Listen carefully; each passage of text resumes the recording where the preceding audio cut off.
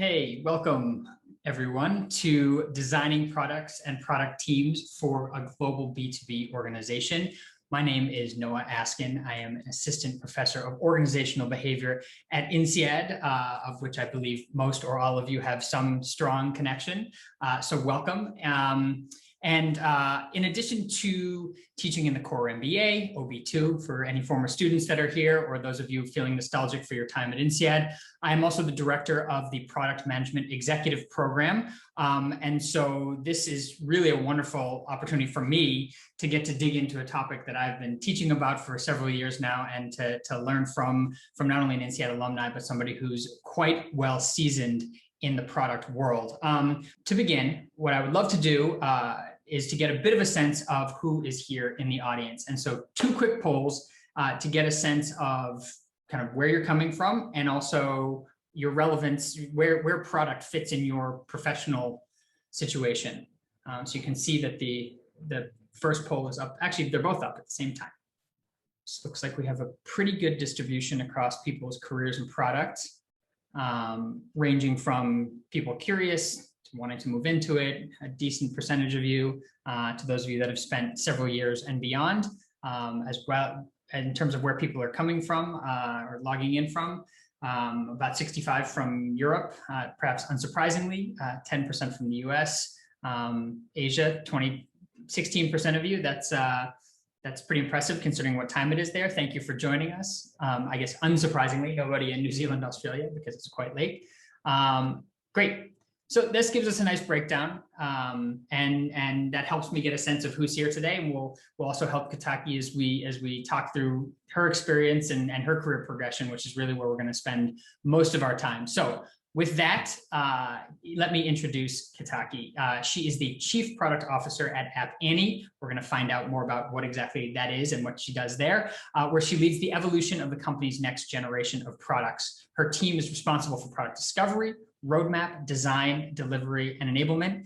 She brings more than 20 years of experience developing products at small and large tech companies, including Salesforce, Amazon, Sun Microsystems, multiple startups, has worked in several verticals, including microprocessors, ebooks, mobile devices, mobile apps, DCO platforms, data management platforms, and customer data platforms, lots of platforms. Most recently, she led the launch of identity and consumer rights capabilities for the Salesforce customer data platform.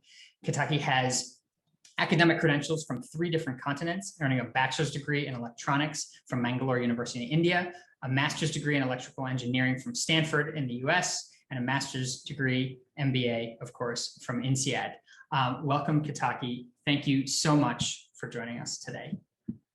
Thank you, Noah. Thanks for having me here. So excited to be back with an INSEAD group. Great. Great. So, nobody likes to particularly rattle off their CV. So I took care of the highlights for you. And, nothing like cramming 20 years of wonderful experience into 6 sentences, but anything that you want to add before we dive in? No, I think you did a really wonderful job marketing me. I'm very happy to get started. Let's go dig in deep, and would love to hear questions from the people who have joined. Great, wonderful. So I guess maybe to start with, and especially because we have a lot of people that are curious about product or just getting started, tell us a little bit about how you got started in product initially, and maybe what drew you in. Yeah, it's really fascinating, and I actually thought about it after you asked me the question. INSEAD was key for me getting into product. Before INSEAD, I was an engineer, so I'd worked in microprocessor design, creating chips for supercomputers. And after INSEAD, I saw the different functions that come together, the different business functions that come together to make a product. You need to collaborate across legal, people, engineering, of course, and many different divisions to really make a product come to life. And it fascinated me because coming from engineering, where you built the product and more or less handed it over, this was taking it the next step and making the product successful. So that's what drew me to it. And I was very lucky after INSEAD to get the opportunity to start my career at Amazon, working at that time on the Kindle division, which is ebooks at Amazon, so electronic books. Very early days. It was only available in the US when I started. So really was like a startup within Amazon, very high energy, lots of focus, lots of secret projects. So fun times. Mhm. And so you have a background in engineering, you're electrical engineer. And you talked a lot about, this cross functionality, this importance of dealing with with people coming from all different areas. Did you feel like you had any skills specific training, or did you really seek out skills specific training for product beyond the engineering training that you had? Engineering training did help. But that being said, in my career, I've seen many excellent product managers that do not have an engineering training. It's not about engineering training, but really about a product mindset. It's really about saying, I'm curious about how this thing works, or I'm interested in bringing something new to the market. And more than a skill, it's really like your inner interest. And if you have that inner interest, I find people acquire the skills. So you'll typically see people who are interested in product would have started something on the side. For example, I'd started a publishing company on the side. My dad used to write short stories after retirement. And so I published his short stories, like completely unrelated to what I did. But it was the curiosity of how does publishing work? How do you take a book that's written all the way through to printing it out? You'll see things like that in people's background. I actually always ask, what is your side gig? What have you done? And that I think that's the true skill set of product. It's not a degree um, or even like a particular job vocation that makes you a good product manager. It's that curiosity of how things work and how can I bring something new to life. Mm-hmm. Can you say anything else about product mindset? And we'll dig into different aspects of that as we continue to discuss, but that's an interesting way to frame it. And I've heard people in product mention that before. Can you dig into that a little bit? Yeah, absolutely. The most key thing here, in addition to curiosity, of course, is that obsession for the customer. Like, you need to really put yourselves in the customer's shoe and not really be yourself as a customer. So that's one mistake people make, where they say, I'm creating ebooks, for example. I'm the consumer. What would I like? But that's not it. You really have to say, who is my customer? What do they want? Get the opportunities to get in front of customers, listen to them without any bias, without any confirmation bias. Just listen, absorb, and put those pieces together to find the opportunities. But that single-minded focus on customer, which I'm very lucky to have experienced in multiple different companies, I think is key to product mindset. So customer, what is the value you want to deliver to the customer? And now how do I bring it to life? It really needs to go through those stages. You don't want to just start with something and fit customer into it. You don't want to start with customer value and just stay in that stage, but really go from strategy all the way to execution, putting together pieces in the middle to make it work. So it's fascinating. And really, again, if you've done something on the side, a side gig, that's typically a good sign of a product mindset. Someone who's launched their own app or their own website, that's typically what will show up. Got it. And so what of these things did you pick up, right? That mindset, and Amazon is sort of famous for customer centricity for sure. What are some of the things that you picked up right in that first job, and some of the things that you've had to develop more? I'm sure that they've all continued to develop the skills, but what were some of the things that kind of maybe came later on as well? Sure. So I think, like you said, Amazon's known for customer obsession. And it is actually fascinating how everyone at Amazon, every engineer, every peer of mine, every executive, really, really focused on how would a change appear to the customer. There's one example that I vividly remember where we were launching a change to the website that was visible to the customer, and because the backend systems weren't ready, we had two options. We had the option to add a little bit more text for the customer, a little bit more pain. And the other option was to manually have engineers do like spreadsheets and cover for it. And we chose the latter because even adding that couple more lines that makes it confusing for the customer was not acceptable to us. So these really qualified engineers manually use spreadsheets and track the system for a couple of weeks to ensure that the customer didn't face any friction. And that, I think, was very key learning for me at Amazon, just how to approach everything from the mindset of how will a customer see this? How will someone who's not familiar with my product see this?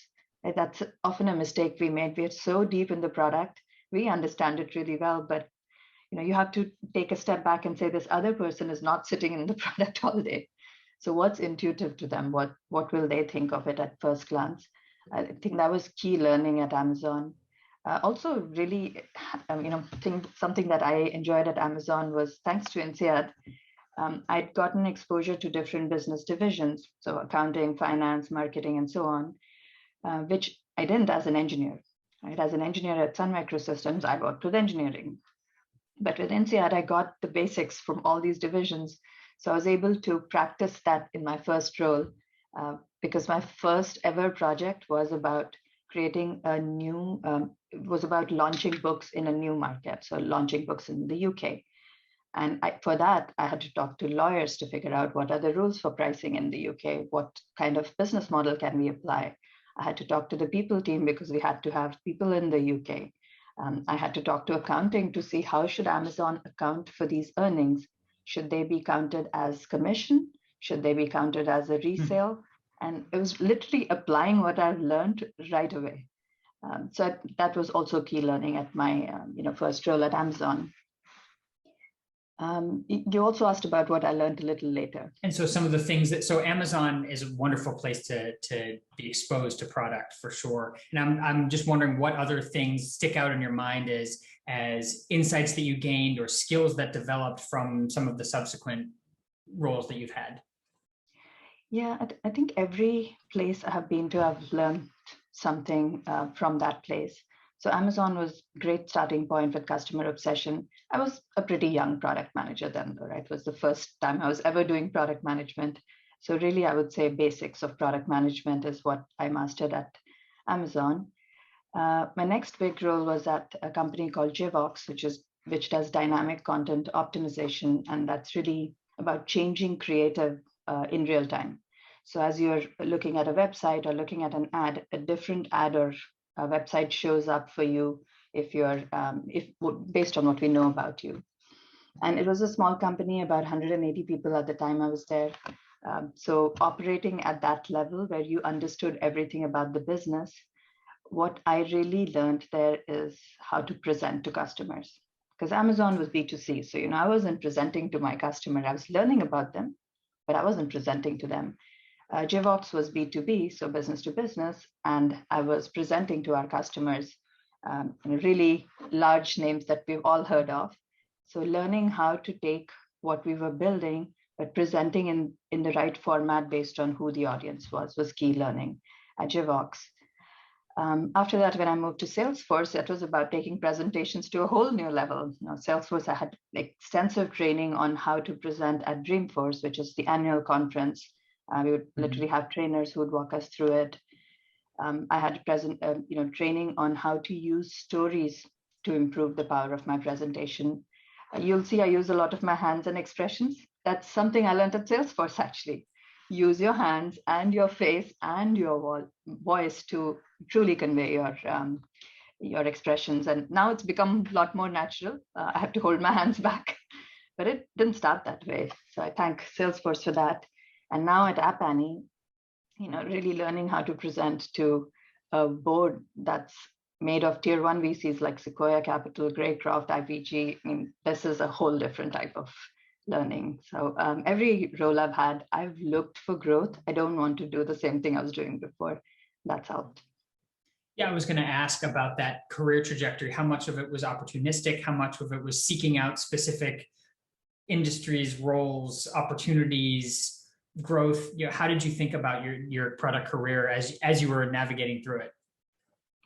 Yeah, someone at Salesforce, a female executive at Salesforce, she said this to me. She said whenever in her career she had tried to plan her career, it didn't work so well. But if she went with her natural instincts, like what she was naturally attracted to, that's when she found success. And that resonated so strongly with me because exactly the same. I started at Amazon because I loved books. I loved ebooks. I had loved publishing. And it was a dream job bringing together my experience in book publishing with my technology background to bring value to customers. When I look now at Appany, again, another dream job, just bringing together all my experiences in mobile apps at Amazon, my analytics and big data from Salesforce. It's a place where I feel my experiences help me be successful, but also a place where I feel I'm learning and growing in some way. Those two are key for me. I want to be in a place where I can be successful and where I will learn. And if you want to go even deeper, there is the Japanese concept of ikagai, which I strongly believe in. You want to find something that you love, something that the world needs, something you get paid for, something that you feel passionate about. So those coming together is key. And that's when you'll truly feel excited waking up every morning to do your job. You'll just feel it. Yeah, So that's I go by wonderful. intuition a lot more than this sounds good to do. Well, it seems to have that gut following feeling seems to have served you pretty well. So I actually want to dig in a little bit to your current role, and we're starting to see a bunch of questions pop up, and where relevant, I'll try to work them in. But can you tell me? I have to confess, I did not know what Appany was before meeting you. Can you tell? I suspect that I'm not the only one who felt that way. Can you tell us a little bit about what is Appany? What does the company do? And then maybe we'll dig in a little bit more to your role there. Absolutely. So Appany is the de facto for mobile performance standard. So if you have a mobile app in your company, someone in your company is likely using Appany.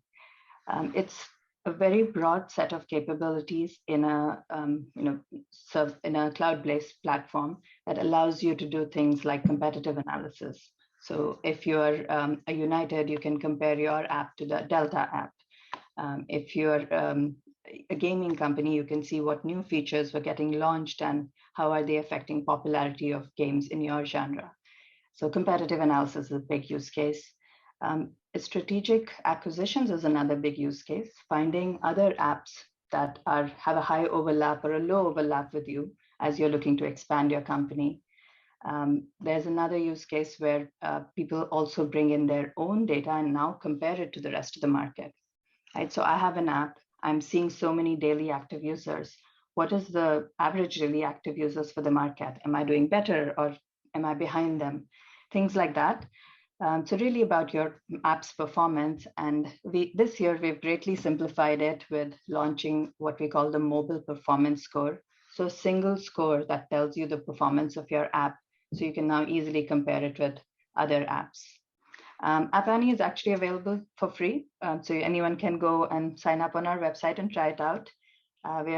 If you wait a couple of weeks, we're launching a new free experience, which will be even more powerful. But you're free to try it out. We also have a mobile app, of course, since we are the mobile app performance standard. And the mobile app gives you executive insights at your fingertips. So if you're following, let's say, the app Spotify, you'll be able to see that Spotify increased its revenues this week, that Spotify had added a new feature this week. Those are just extracted out as insights and popped into your app. So you have them at your fingertips. Many different ways people use us, but at the end of the day, it's about mobile performance. If you care about mobile app performance, you probably want to check out Appany. And so you said the apps get a score, and a single score. That, I mean, performance can be based on so many different things. What is that? What's going, without revealing any sort of secret sauce, or maybe you can, what's going into that score? No, absolutely. It's we want it to be the open standard, so it's not secret at all. It will be available on our website shortly as well. What we've done with the mobile performance score is there's two aspects. There's a standard score, which we determine, and we determine it based on your performance along 4 dimensions. So for an app's performance, what's key is how well do you acquire users? How well do you keep them engaged? How well do you monetize those users? And what is the overall sentiment about your app? Those are the 4 dimensions along which we measure you. And we measure you using different signals about the app. And then AI processes these signals to determine what your final score is. That being said, we realize there isn't a one size fits all. In certain scenarios, you may be more interested in acquisition, or you may be more interested in sentiment. And so we also enable the ability to create your own configurable score. So you can decide what metrics should be used, and a score will be determined based on that. And this is available for anyone to try. If you want to download the Appany mobile app, it's called Appany Pulse. You can try this out, find out what the score for your app is. Great. And so you're the CPO here. What does that look like? What does that mean? So obviously this app and this company is going to touch lots of different companies, customers, potential users, potential industries. How does a CPO, you sit kind of in the middle of all of this. Can you give maybe a concrete example of a recent issue that you've run into that can sort of nicely encapsulate some of what you're doing, or some of the role that you play there? Absolutely. First of all, I'm very thankful to have this opportunity. I feel like the luckiest person in the world to have this job, and you should feel that about your jobs too. A recent incident that comes to mind, and this is very close to me because I am also very passionate about consumer privacy. So the most recent incident related to that was the release of iOS 14.5, which was the Apple release dubbed 14.5, that introduced a number of privacy measures. So allowed customers to decide if they wanted an app to track them or not, allowed customers to decide what granularity of tracking they'd allowed, location privacy, and so on. Now, from the marketer's perspective, what it meant is people had the choice to turn off an identifier that tracks them across the ecosystem. So prior to 14.5, there was an identifier called IDFA that was shared by all mobile apps.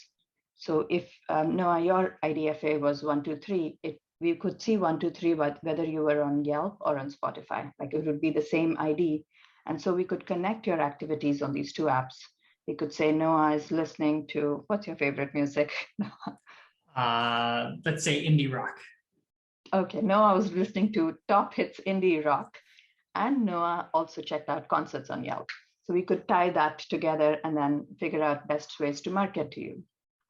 Now, by losing this ID, you are no longer able to find that connection. So we're no longer able to track Noah as he goes around doing his browsing across apps. Mm-hmm. Instead, every app has its own ID. So Noah is 123 on Yelp, and Noah is ABC on Spotify. Right? So it presents a whole different set of challenges to marketers. Further, there's this concept of attribution in marketing, where you're saying, I served an ad, and then the person did the action I wanted them to. And so now I can attribute this action to the ad that was shown to the person. So the ad helped that person convert. You lost that capability as well, because attribution now goes through Apple. So really, existential crisis for mobile marketers. And what we did at Appany is, even though it didn't impact our product directly, we work on aggregated data, not on user level data. We realized it's really impacting our customers. So it was really about putting on the customer lens and saying, what are the use cases that are impacted? User acquisition. I can no longer find Noah where he is. So what is a different way of doing user acquisition was one of them. And to that, we are working on a new product, which I can't share too much more about, other than it will not require identifiers, and still have the ability to find Noah at the place where he's likely to respond well to the ad. So it started with, what is the customer's pain, and can we understand more about it? But it also unveiled an opportunity, and it was bringing together different divisions at Appany. So I talked to many customers. I talked to our sales team. I talked to our product marketing team, and it was across all of these teams that we came up with this new approach. So one example of things that happen, when you're a company the size of Appany, we're about 500 people now. It's quite easy to reach out across different divisions as well. So it doesn't have to be a CPO. Anyone with the initiative can do it. And we'll talk about team and cross-functional communication in just a minute. But so you alluded earlier to difference between B2B and B2C. And that's obviously coming into play here, right? Because now your users are going to be other businesses. So how do you think, and one of the questions that's popped up has been, when you look at customers for B2B and B2C, how do you think about the customers differently? And maybe how are you attuned to them differently when dealing with these two types of businesses? It's a great question, and it's something that I learned along the way as I transitioned from Amazon to Jivox, Salesforce, and B2B companies. When you're creating products for B2C, you're thinking about a single person or maybe a household at most. So you're thinking about a person and what they need. So it's Noah on his device and he's doing something like what's the emotions running through his mind, what task is he's trying to accomplish. When you're thinking about a business, it's about the business goals. At the end of the day, it's about the business being successful. So, how can the business make more money?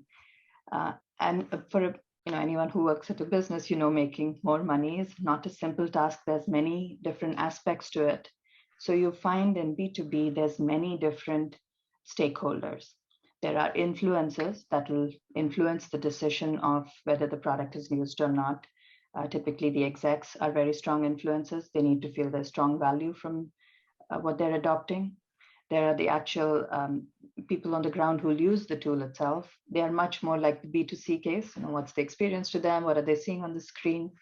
And then there will always be some detractors as well, people who are looking at alternate solutions or people who are skeptical about your solutions. So you have to keep this landscape in mind. And you have to keep in mind that you need to communicate differently to these different stakeholders. You need to articulate the business value and the how-to at the right place, at the right time. So it's a lot more sophisticated in communication and a lot more sophisticated in figuring out how to get to that business value compared to B2C.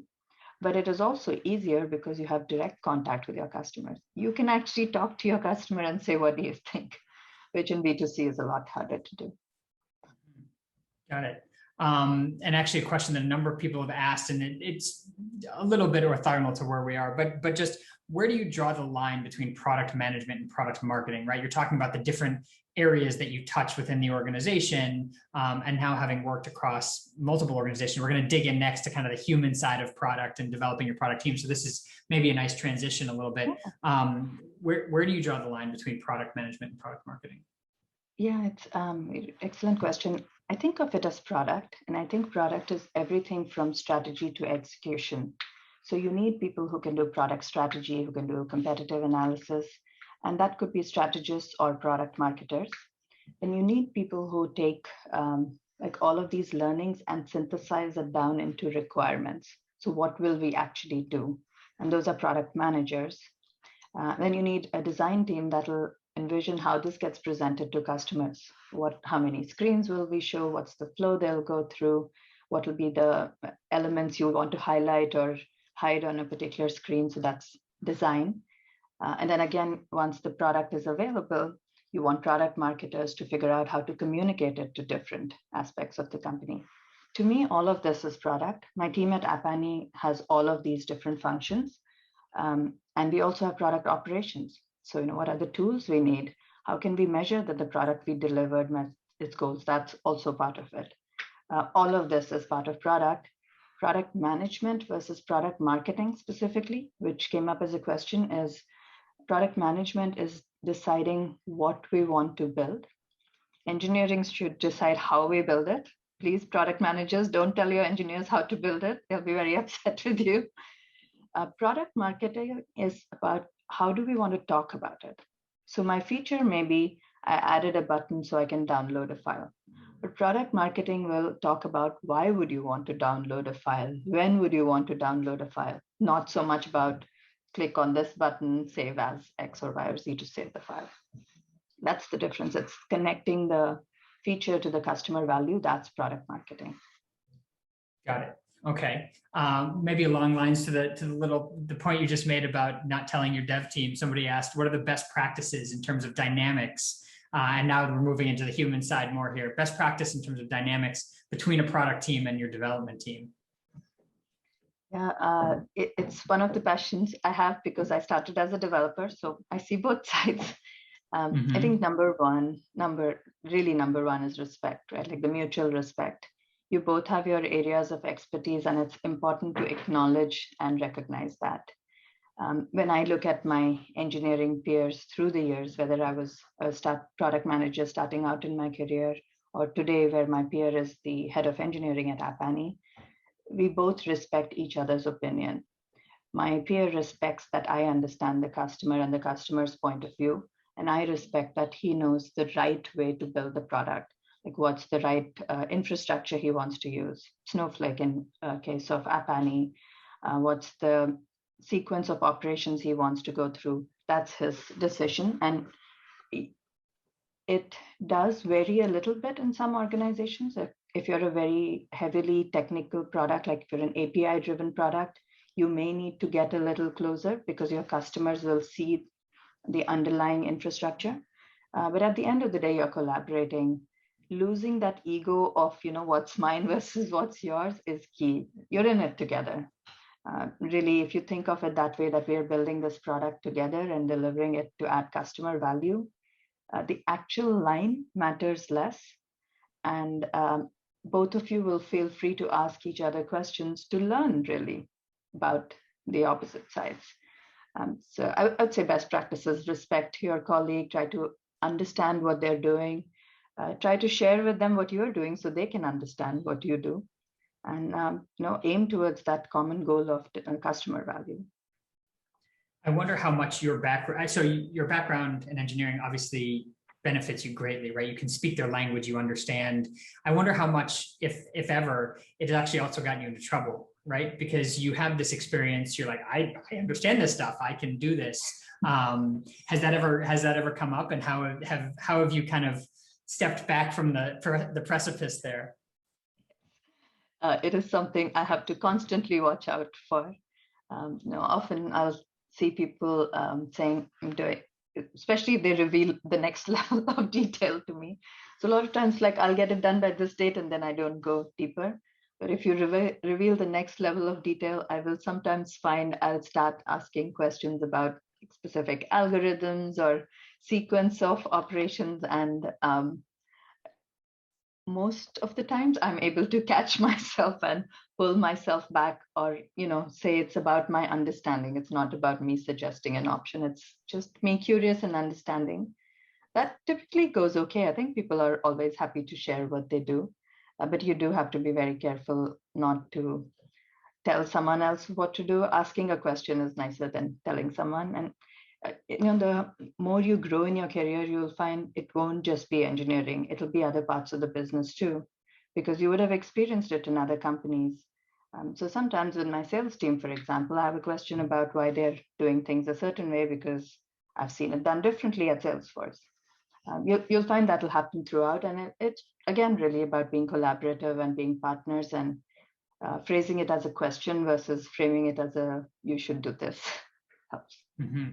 Yeah. So there's almost the same level of curiosity and empathy towards your team as there is towards your user, right? Having to question and approach as opposed to dictate to something. That's in my exposure to product executive, that seems to be an interesting unifying characteristic of the ones that seem to be doing the best. And so I think related very much to this, and we're sort of skimming around the edges of this idea, is around communication. And it seems to be kind of underrated, maybe too strong, but it seems to be an underrated and underappreciated aspect of working in product. And how have you thought about this skill, and how have you perhaps developed it? Because you're now communicating with people with different incentives and different backgrounds and different areas of focus. And so how have you thought about your communication? Yeah, communication can make or break someone in product. So it's one of the skills I evaluate as part of the interview process. And I break communication down into 3 types, right? There's a written communication, which you need to use at times to, share internally with engineering, sometimes share a brief with executives. There's the one-on-one communication, like you and I are having here, Noah, where I need to listen to you carefully and respond back to what you're saying versus just giving you my top of mind. And then there's the presentation, the big format where you're really doing a monologue, which I find personally the most difficult of the three. And it's different approaches to all three. And the content itself also needs to vary based on your audience. So I've found different companies have actually helped me. Amazon is famous for no presentations, so really honed my writing skills, writing internal press releases, writing 6-pagers, helps to distill your ideas. As you're writing, you're much more conscious about what you put down on paper if you know someone else is going to read it. So it truly forces a deep thought that a presentation doesn't. So even now at Appany, I'll often ask, if something is not coming through clearly, I'll often ask people to put together a internal press release. Like, let's just talk about how would we position this to customers? What would customers say about it? So it's very, very critical skill.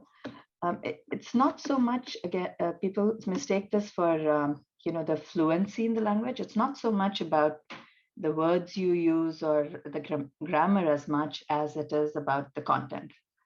Like, are you bringing out the key points? Are you able to be succinct? Because it takes longer to create a short document than it takes to create a long document, as we all know. So writing is a key. Writing is also key because that's how product managers are putting down information for engineering.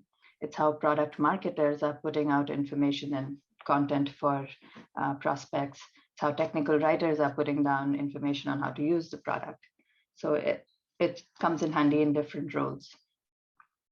One-on-one communication is also very key. Like talking to a customer and listening to them. It's a very hard task. It sounds easy. It's actually really hard to be neutral and just listen to someone. So that's another key one. And then presentation, I mean, a whole different ballgame. I like that you come at that from multiple angles, right? Communication is absolutely not one thing. In fact, it's multiple. And you said you're assessing it in the process. And I understand how that works, right? The one-on-one communication, you get a sense, you can ask people for writing, but are there specific things you're looking for? Or, how do you go about assessing that aside from kind of the obvious, just interactive means of doing so?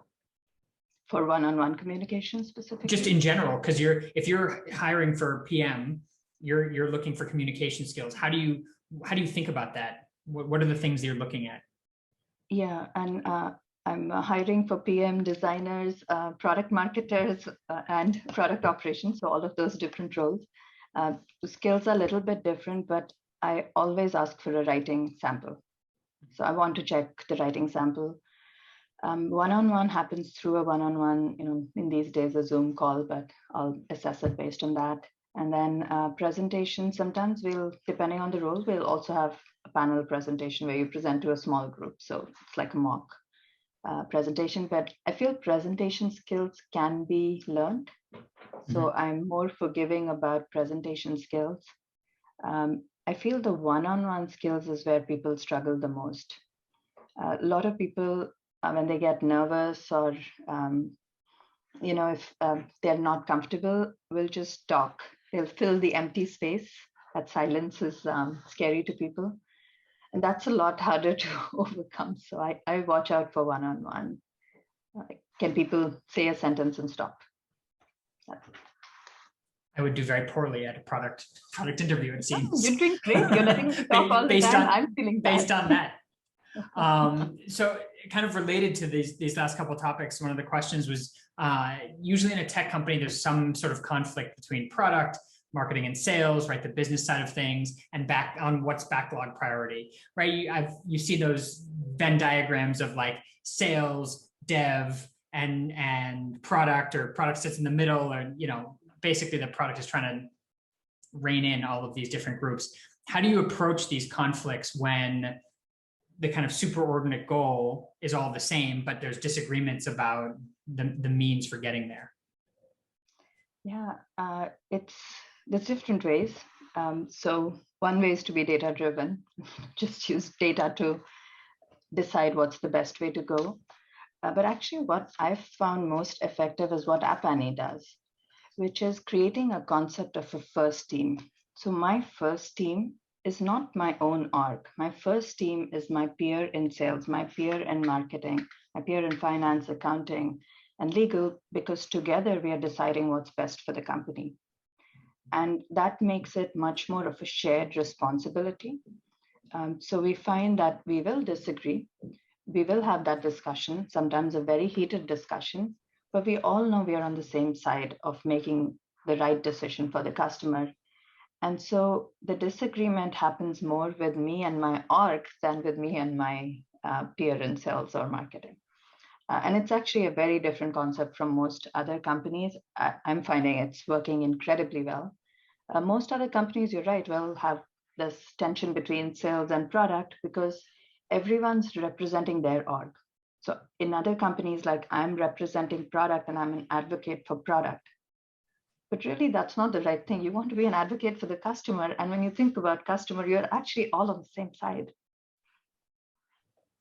That's a good way of thinking. There's different ways of doing it. I found that what we're doing at Appany is probably the most successful.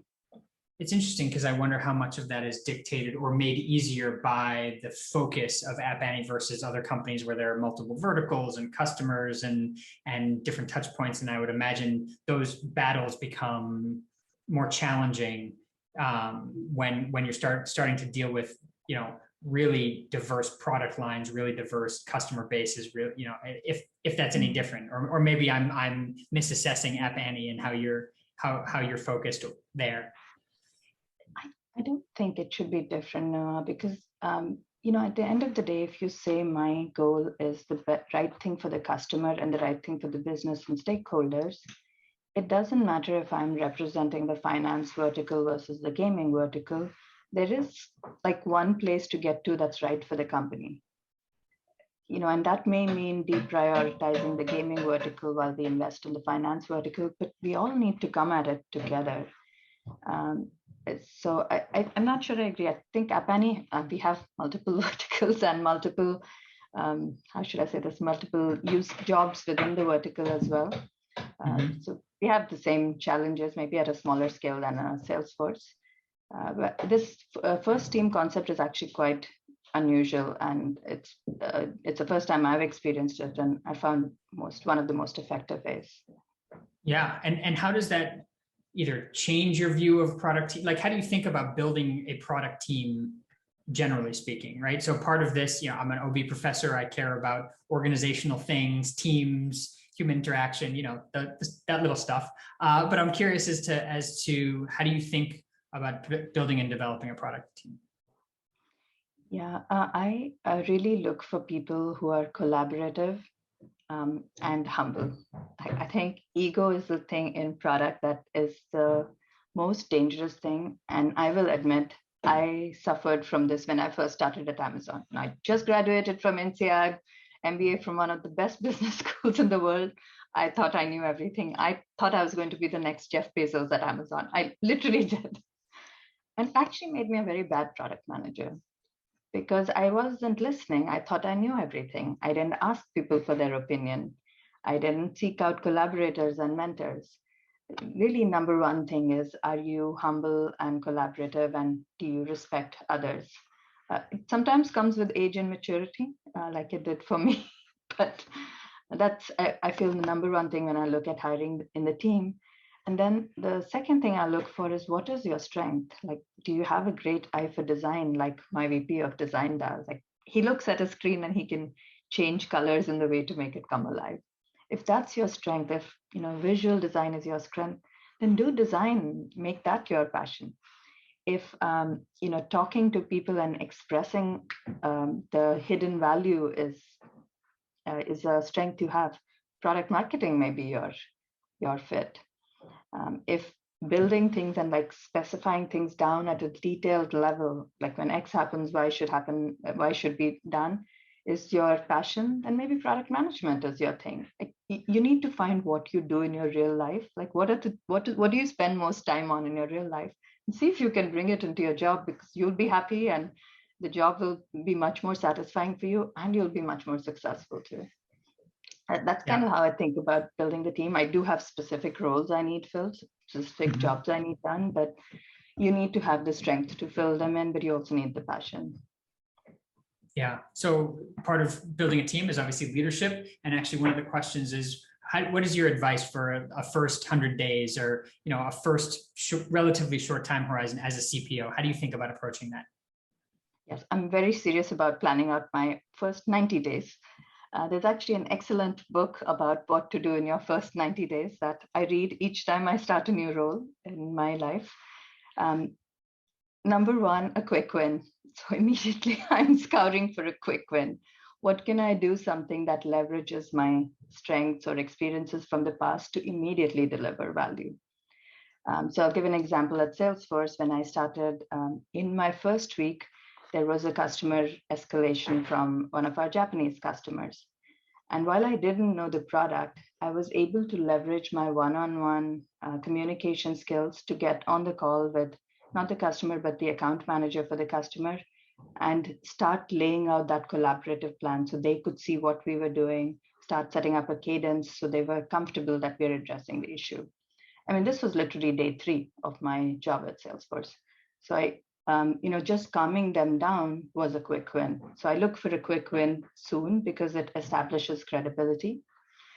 In the first 30 days, I aim to learn. So it's really about listening to people. Unlike this webinar where I'm doing all the talking, I'm really just in listening mode. I'm seeking out different people at different levels to see what are the top issues, what are the things that are going well, just literally in that learn mode. The next 30 days is when I start to make some smaller changes. Right? So process changes are good at this time, making some efficiencies in process, starting the plan for the org itself. So Appany, it was about creating a new org, changing the org pretty significantly. So next 60 days was key for that. And then the final last 90 days, I try to make sure I talk to everyone in my org, which unfortunately I haven't hit thanks to the schedule we've had this year, but I do still aim to talk to everybody in my org because there are different viewpoints. But the last 30 days is when I really get into the rhythm. I know what my day-to-day is going to be and how am I going to get my inputs from my peers? How am I going to get inputs from my team? How am I going to communicate updates to my team? How am I going to communicate updates to my peers? Because at my level, it's really more communication. My job is really communicating and connecting the dots.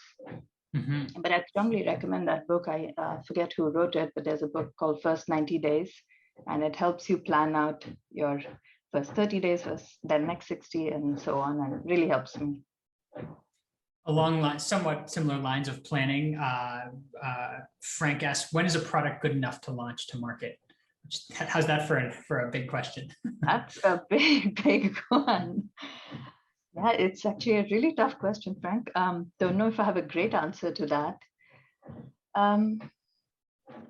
I see for B2B products, one of the techniques I use is getting some feedback before launching it. So recently we had developed a new product at Appany, which we are very excited about. But before I launched it, I didn't just go launch it. I actually set up time with our internal team, our field team, the team that is customer success managers, account managers, people who know our customers. And just like, look at this product, tell us what you think, really coming in with zero bias. And we quickly got feedback on, not ready from certain aspects. So that's one quick way. Another way I do is I develop relationships with certain customers, so certain key customers. We have a customer advisory board as well, of which Matt Pilar, who's the head of strategy at Jam City, a big gaming company, is the chairman. So I'll often just run ideas by Matt. We'll just, I have a one-on-one with him periodically, and I'll just show the idea and say, what do you think?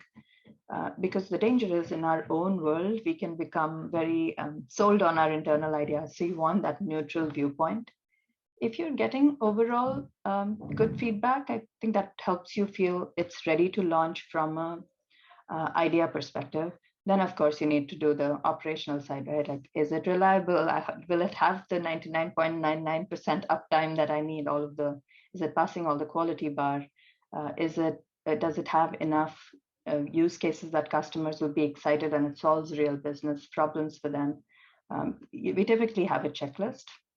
And every company will have a slightly different checklist, but you want to make sure it's ready from the checklist perspective. But really, then you just have to launch. I mean, you can only predict so much with software. So if you're seeing overall good signs, you launch, and most times you'll also develop that intuition as you get experienced in product. Yeah, sorry, I didn't have a good answer of it's ready to launch when A, B, and C. It's very hard to say. I think that would be sort of miraculous if you had a very clear-cut checklist like that.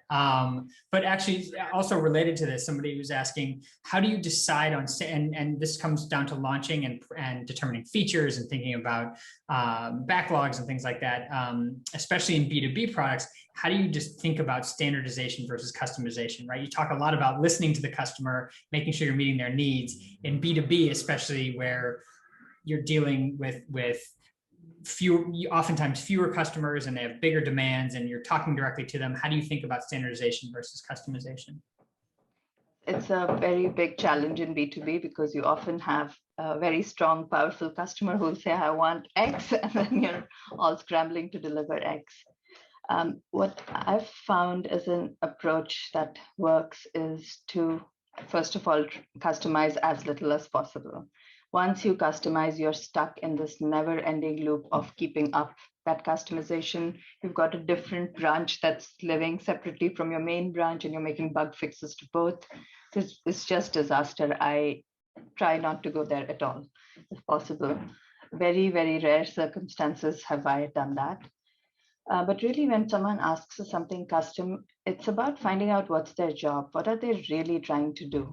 They're asking you for a feature, but what is it that they want to do? I mean, are they trying to find new customers? Are they trying to get certain information exposed to them in a certain format?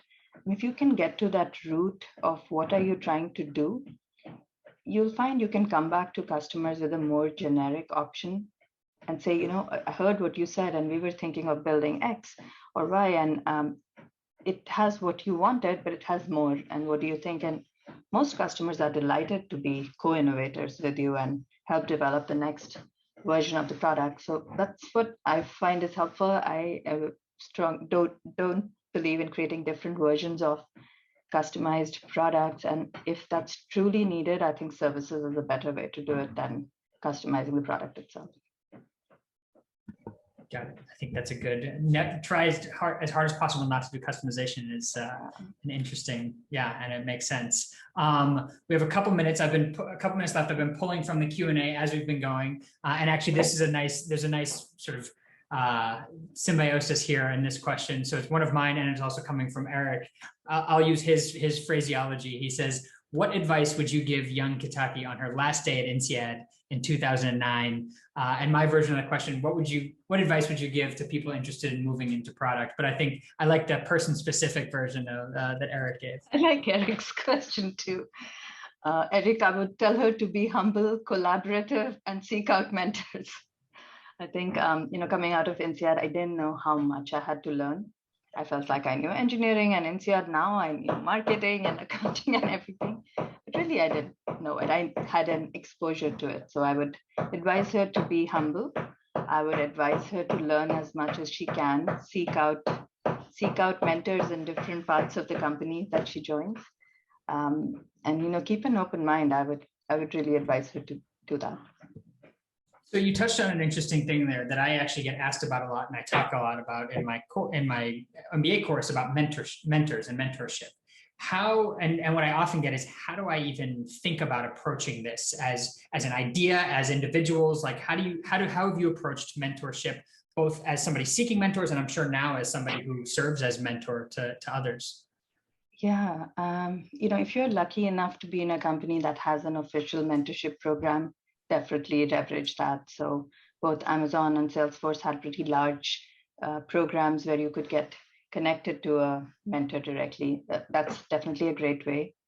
I actually look, whenever I'm looking at a new opportunity in a different company, I look to see if my new boss can be my mentor.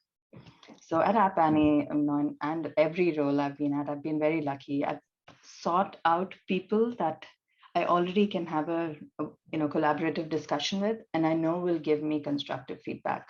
So at Appany, I report into the CEO, Ted Cran, and Ted has many years of experience in multiple software companies, including SAP, C3, and so on. And what I really like about Ted is he gives me feedback in the moment. So I'll finish a discussion with him in a meeting, and I'll immediately get a text with him saying, hey, you did this well for this part, maybe do X or Z next time. And it's because we have that open relationship, and he may not realize it, but he's my mentor, for better or worse. So it's sometimes just like in your own manager, and sometimes it's informal, right? Like if you tell people, I want you to be my mentor and dedicate X hours of your day, they may think about it. If you admire someone in the team, just going up to them and saying, I really like how you do X or Y or Z. Can you help me understand that? I love how you present to customers. How do you prepare for it? Can I shadow you on one of those things? That's a great, like, seek mentors for specific skills is one way I've approached it. Mm-hmm. Yeah, actually, I stole a concept from the former CPO of Netflix, Gib Biddle, who maybe you know because the Valley's not that big. And he has this idea of your personal board of directors, which I really like as thinking about this as a portfolio, not that you need to put all of your time and energy into one individual, but that you've got a handful of people who you admire and turn to for various things, depending on the skills you're trying to develop, the advice you're trying to get, and things like that. So I like that idea of spreading out the responsibility a little bit. Yeah, and the time they have to allocate to you, that's a great way of looking at it. I don't know if I'm quite as organized as that. Got it. So we just have a couple of minutes left. And so there's a lot of questions. Thank you to everybody. Obviously, we didn't have quite enough time. Hopefully, we've answered a lot of these. One that popped up, what would be your advice for a startup founder without a product background, having to balance your time between product and commercial activities? Find a great partner who can work with you on this journey, because you really do need to do both. And you need a partner who's agile and can move to pivot quickly. Early startup, you're learning as you're talking to customers. So you want prototypes you can show them, but you also want to be able to change it quickly. I think I've tried doing a startup alone. It's the most miserable experience of my life. I think you need a strong partner. I actually quickly found a partner when I was trying to do my own startup, and having that partner where you can come back to in a safe zone and talk about your company is key emotionally, but it's also key that you can focus on building versus positioning and selling. So separating those out really helps. Yeah, complementary skill sets. My last question, which I ask whenever I'm interviewing anyone, what question do you wish that I had asked you that I did not? I wish you'd asked me if Appany is hiring, and they are. I'm hiring in my team for all kinds of product roles, and there's many openings in other parts of the organization. We are a global company, so it's US, EMEA, APAC. We have jobs all over the world, and check us out. Okay, so the question was whether or not Appany is hiring, and the answer is yes. So those of you that have stuck around to the end here, don't say I never did anything for you, or that Kitaki never did anything for you. Well, I suspect you'll get quite a bit of interest in that. Thank you so much for your time and your insight and your thoughtfulness today. I certainly learned a bunch and found it very valuable, and I'm pretty confident that everybody else here did today too. So thank you so much, Kitaki. Really appreciate it. Thank you. Thank you for the opportunity to connect with all of you, and really great questions. I look forward to seeing INSEAD resumes in my inbox soon. Good. Very good. All right, everyone. Thanks very much. Enjoy your evening, day, afternoon, whatever it might be, wherever you are. Take care. Thank you.